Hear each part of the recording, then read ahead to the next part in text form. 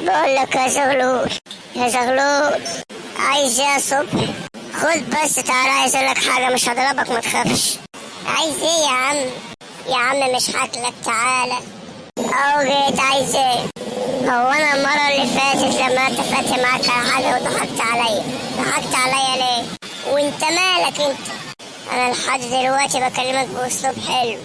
يا عم انت على راسي، بس انت مالك؟ بص يا ابني، عشان ما ازعلكش انا بكلمك باسلوب حلو، رد عليا. وسع بس ايدك انت كده. لا حاسب، انا ممكن ازعلك. والله ما تعرف تعمل معايا حاجه. لا ده انا من ناحيه اعرف. حاسب انت بس. وسع ايدك انت بس يا عم.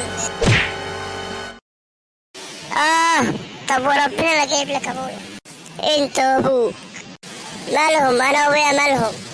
هضربكم. طب وسع ايدك انت كده بس. ده انا هفرمك. خد يالا، اللي يحصلني يكسرني.